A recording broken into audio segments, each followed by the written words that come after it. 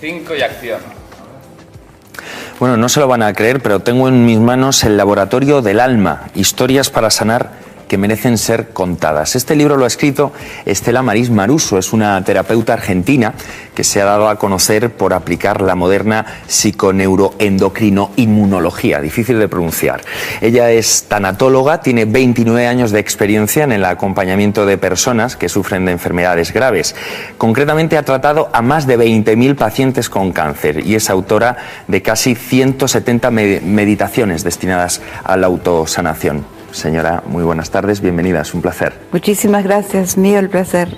Bueno, me gustaría en primer lugar que nos aclarara qué es esto de la psicoendocrinoinmunología, porque usted dice que va detrás de la cirugía, después de los antibióticos. Sí, es considerada la tercera revolución en la medicina y es muy importante porque la psiconeuroendocrinoinmunología, que es la ciencia que estudia la interacción que existen entre 4 sistemas, el sistema nervioso, específicamente cómo se relaciona la mente con el cuerpo, a través del sistema inmunológico y a través del sistema endocrino. Y está devolviendo el alma a la medicina, creo que esto es lo más importante para compartir, porque destaca la importancia que tiene el paciente en la recuperación de cualquier tipo de enfermedad. Entonces, devolver el alma a la medicina dice que el paciente pasa a ser participante activo en su proceso de recuperación. Usted afirma que no hay mejor manera de tratar alguna enfermedad que, bueno, que querer vivir, no es luchar contra la muerte, sino seguir por seguir viviendo, ¿no? ¿Cómo lo podemos hacer cuando a una persona le han diagnosticado una enfermedad grave? Bueno, lo primero que hay que hacer es hay que aceptar el diagnóstico, pero no aceptar el pronóstico. Es decir, qué es lo que le pasa al paciente frente a la experiencia de la enfermedad. La enfermedad la tratan los médicos, pero lo que todavía no es bien considerado dentro de los planes totalizadores del tratamiento es qué es lo que le pasa al paciente frente a la experiencia de esa enfermedad. Desde ese lugar podemos decir que hay muchas enfermedades, pero también hay muchos pacientes. O sea, la enfermedad puede ser la misma, pero la experiencia de esa enfermedad puede ser totalmente diferente para cada uno de esos pacientes. Y dependiendo cómo experimenta la enfermedad, marca una diferencia en el tratamiento. Esto ya no se discute más, esto ya está demostrado. Solamente que hay que divulgarlo más y es el paciente el que tiene que despertar a este conocimiento. Ya no son los médicos, porque los médicos atienden, como dije recién, la enfermedad, pero no atienden la experiencia. Y esa experiencia realmente es significativa, ¿no? Usted afirma que es fundamental el médico a la hora de curar o no a un enfermo, teniendo en cuenta lo que dicen y cómo lo dicen, porque usted hace una diferenciación entre diagnóstico y pronóstico. ¿Qué le diría a los médicos? Bueno, primero que ya está demostrado que los pacientes que aceptan el diagnóstico y no aceptan el pronóstico tienen una mayor sobrevida. Tampoco es cuestión de discusión, es cuestión de saber o no saber.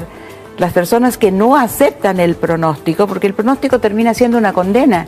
Mi experiencia, que ya son un poquito más de 29 años, me dice que sin duda alguna, aquellos pacientes que no aceptaron el pronóstico y que se transformaron en pacientes excepcionales, porque en vez de sentir que la enfermedad venía a perjudicar su vida, sintieron que venía a enriquecerla y se tornaron resilientes, lograron optimizar no solamente el tratamiento, sino también tener una mayor sobrevida. Y esto que yo estoy comentando aquí frente a usted, lo trabajan instituciones que están ya muy cerca de entender la interacción que tiene la mente con el cuerpo, cómo dialoga la mente con el cuerpo, cómo las emociones influencian en el sistema inmunológico, cómo las creencias activan un potencial y movilizan drogas endógenas que el cuerpo puede generar y van a ayudar en la recuperación. Entonces, cuando un paciente está entrenado, cuando un paciente tiene información y cuando un paciente aprende a resignificar esa enfermedad y a encontrarle de verdad un sentido para enriquecer su vida, la inmunidad responde de una manera increíble. No siempre la medicina atiende estos aspectos del paciente, pero es necesario que el paciente sepa que puede hacer mucho para su recuperación y que no alcanza con la voluntad de vivir nada más. ¿Y usted no cree que en esta época de crisis en la que estamos viviendo, tantos nervios, tantas angustias, somos más propensos a enfermar? Es un elemento más, pero hay que considerar que nosotros no sabemos por qué nos enfermamos. Los chicos también se enferman, no sabemos por qué nos enfermamos. Deben darse muchas situaciones para enfermarse, pero sí debemos aprender para qué. Y si en ese para qué encontramos algo que resignifique nuestra vida, que la haga más intensa, que la haga más profunda, evidentemente que esa enfermedad va a tener un curso diferente, otro. ¿Usted también le da mucha importancia a la meditación, a la relajación, incluso a un abrazo en un momento dado? Sí, en realidad son muchos también los factores que construyen salud.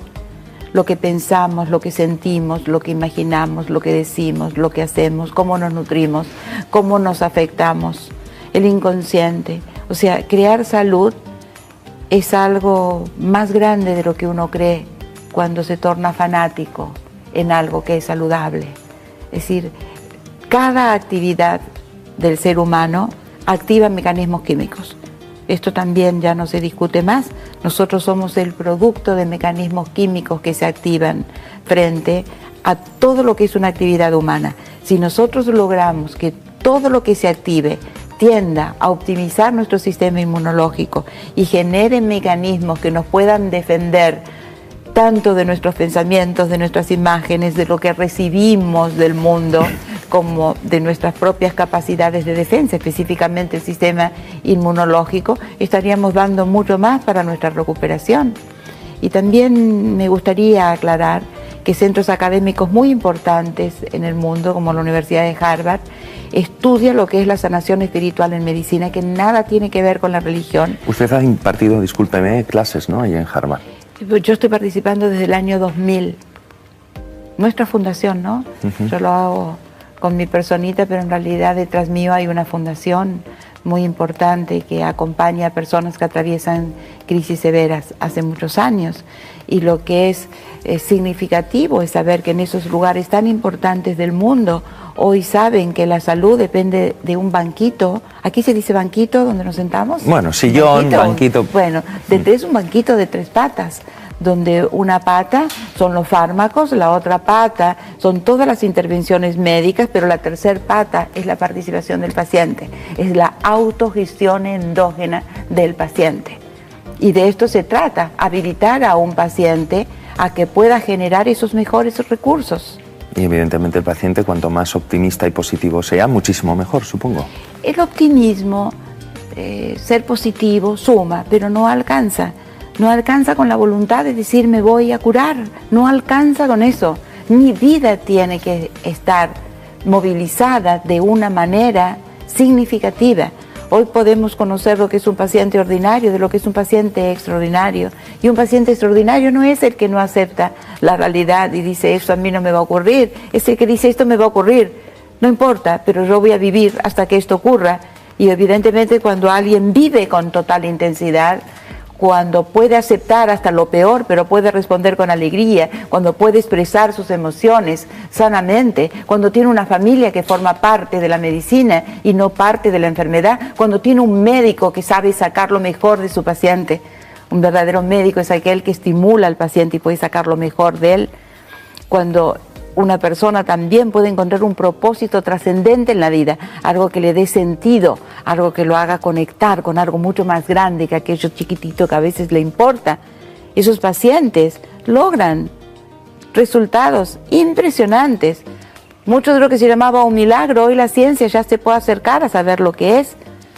Cada vez que hacemos cosas nuevas, cada vez que hacemos cosas que nos enriquecen, ponemos en funcionamiento nuestra neurogénesis, la capacidad del cerebro en adaptarse a nuevas condiciones y motorizamos genes que logran resultados que antes eran considerados milagrosos. Hoy la ciencia se está acercando mucho a todo esto.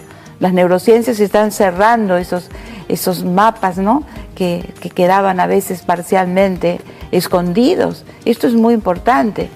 Creo que este fin de semana, señora Maruso, va a dar un seminario en Barcelona. La semana siguiente estará en Alicante. En Alicante. ¿No recordar cómo va a ser ese seminario?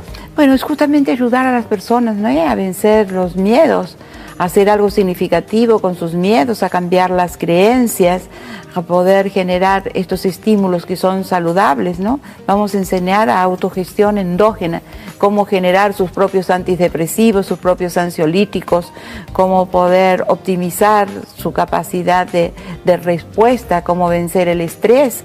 O sea, siempre con herramientas, siempre con herramientas. Cómo hacerlo, no el qué hacerlo, porque hoy sabemos que el estrés, la ansiedad, hoy sabemos que la preocupación por las cosas que todavía no ocurrieron es el ansiógeno más grande. Y bueno, lo ideal es que no tengamos que abrir la boca y tomar una pastillita, sino poder generar nuestros propios ansiolíticos. Si podemos enseñar esto, creo que estaríamos dando herramientas que son más que preciosas para enfrentar cualquier situación adversa. ¿Quiere decir con esto que nuestra propia medicina está dentro de nosotros mismos? Sí, no tengo dudas. El padre de la psiconeuroendocrinoinmunología, el doctor Robert Eider, que fue justamente el que descubrió que el sistema inmunológico puede condicionarse, lo dice, el paciente es la mejor droga. Marisma Aruso, muchísimas gracias por acompañarnos. Ha sido un verdadero placer tenerla con nosotros ahí en Para Todos Lados. No, placer mío fue estar aquí, que me permitieran poder expresar esto. Tal vez para mucha gente esto sea una ayudita en este momento, saber que siempre se puede hacer algo más. Seguro que sí.